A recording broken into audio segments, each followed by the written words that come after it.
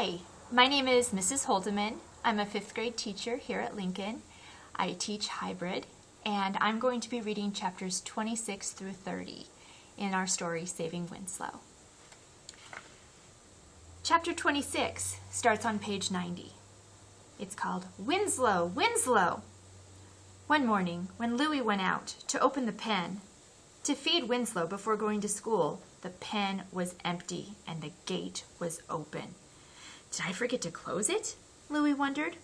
I'm sure I closed it. I'm nearly certain I did. Did I?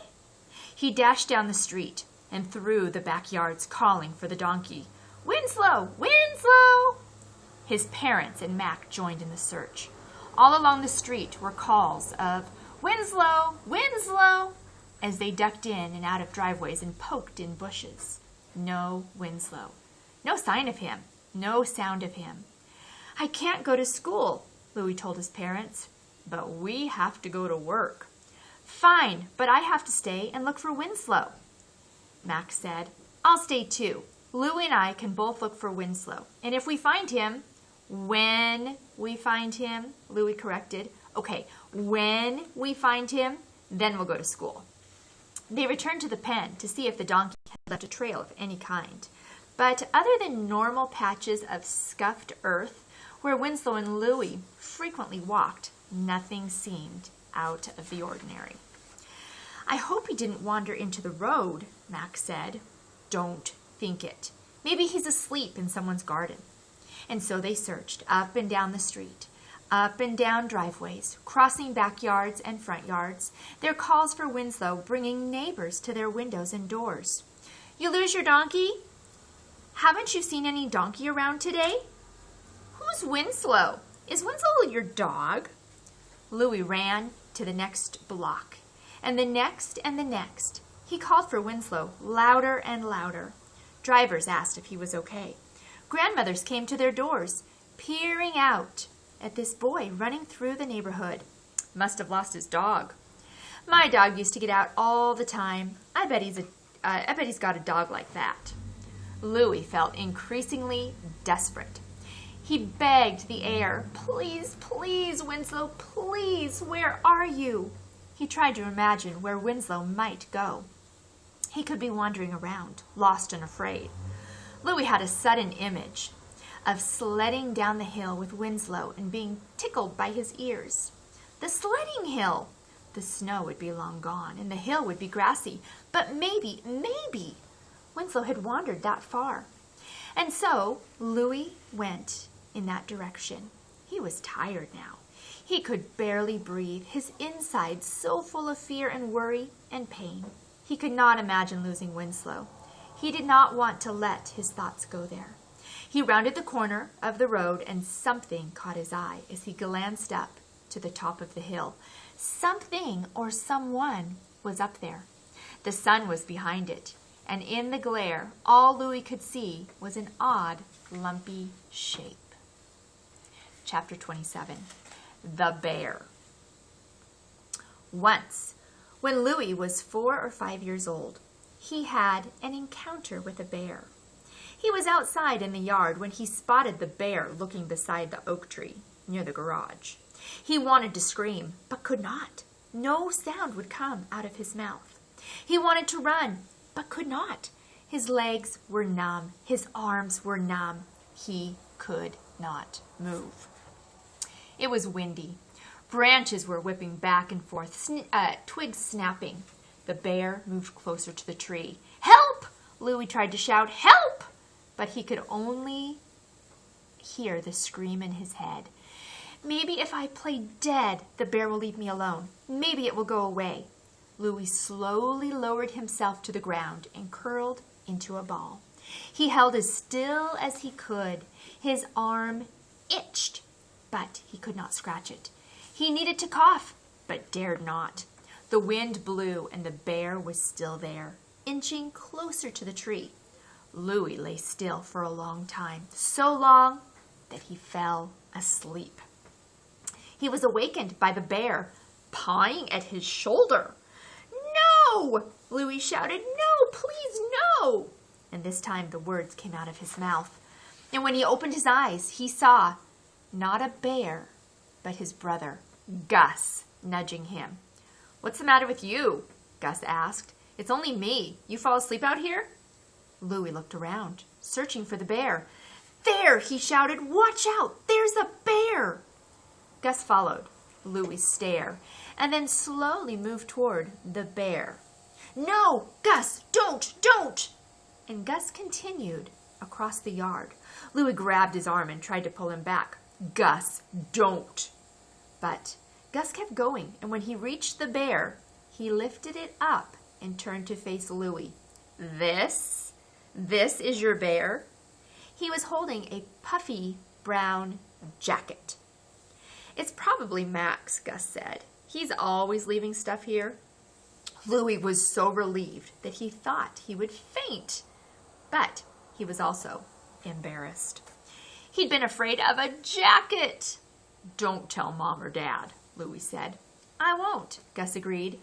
"One time I was afraid of a moth." Chapter 28. Shh, he's sleeping. The memory of the jacket bear surfaced as Louis stared up the hill at the lumpy shape at the top. He was out of breath from his search for Winslow, and he was worried and frightened. He wished Mac were with him, but Mac had gone in another direction. Louis slowly moved up the hill. He was approaching from the back side, not the sledding side, and the sun was in his eyes. He thought he heard humming. Coming up the last stretch, he was able to see more clearly. Nora? She turned abruptly, putting her finger to her mouth. Shh! Nora was seated cross-legged on the grass with Winslow beside her. "Winslow! We've been searching." "Shh! He's sleeping, very tired." It was a maddening thing about Nora, and about most people who did not say much. Louis rarely knew what they were thinking, or even if they were thinking. Sometimes he wanted to bore a hole into their heads and peer around inside. He felt as if he'd been able to see, as if he'd then be able to see what they were thinking. Maybe the words would be written across a large screen in their brains. People who talked too much were also maddening to Louis. All those words pouring out of their mouths and in gushing torrents, like blah, blah, blah, blah, blah, blah. "Did you know blah, blah, blah? Did you hear blah, blah, blah? I felt blah, blah, blah. I saw blah, blah, blah." Oh my. When he encountered someone like that, he wanted to put his fingers to his ears and shut out the noise. And at those times, he wished the talkers were more like the quiet people. Maybe he would rather know less, not more. On the hill, when Nora said, "Shh, he's sleeping, very tired," Louis wanted to know so much more, but he was grateful that she offered at least those few words. And he was grateful, so relieved, so very grateful, to find Winslow. Chapter 29. Questions. Louis crouched beside Nora and gently stroked Winslow's head, relieved when Winslow's ears twitched. He was alive and he was safe. "Thank you," Louis whispered. "For what?" "For finding him, for saving him. I was so worried." "Shh." "Why?" "Why? Because he was missing.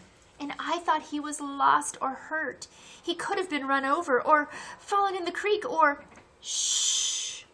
All the while, Nora sat completely still, gazing down the hill. She was wearing a bright red sweater, and her hair was piled on top of her head in a top knot, and she reminded Louis of a tomato. "I have to take him home, Nora. We have to get to school."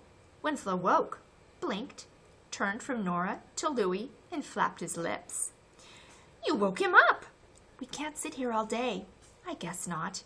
"Here, then, you'll want this." She handed Winslow's leash to Louis and raced off, running home.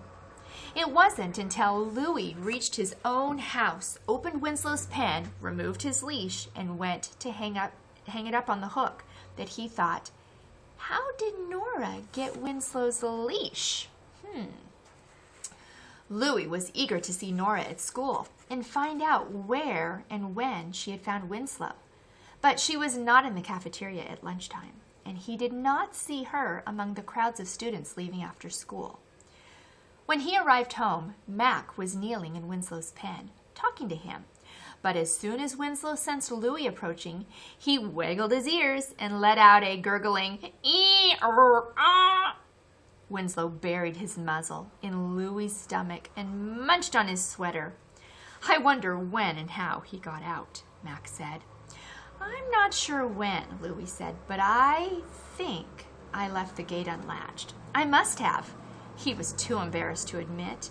He'd probably also left Winslow's leash attached. You ought to get a lock on this gate, Mac said. Anyone could come along and take him or let him out to run away. But he'd raise such a ruckus. He'd scare a stranger away. It bothered Louie that Winslow had run away. Chapter 30. Gus Fan Club. Saturday morning was gloomy, with fog blanketing the house and yard. Louie rummaged in his closet until he found one of Gus's sweatshirts. It was thick and warm and still smelled of Gus. When he entered the kitchen, his mother said, "Great minds think alike." She, too, was wearing one of Gus's sweatshirts. "Wait till you see your dad." Before he could ask why, Louie's father emerged from the basement. He was wearing Gus's varsity football jacket. "See what I mean?" his mother said. "Look at us. We're a Gus fan club." "Miss that boy," his father said. "Can't help worrying about him." A faint knock at the front door startled them. Perhaps they were each thinking or hoping, "Gus? Could it be Gus?" Or worse, is it bad news about Gus?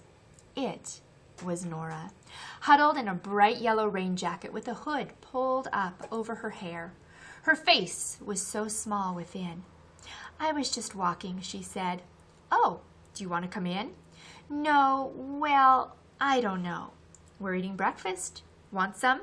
I ate. Nora looked left and right and up and down.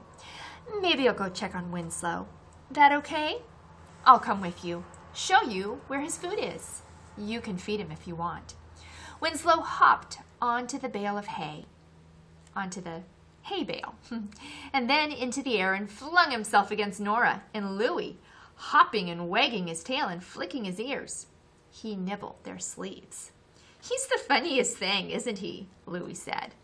Winslow's muzzle was pure white now, and his coat pale gray.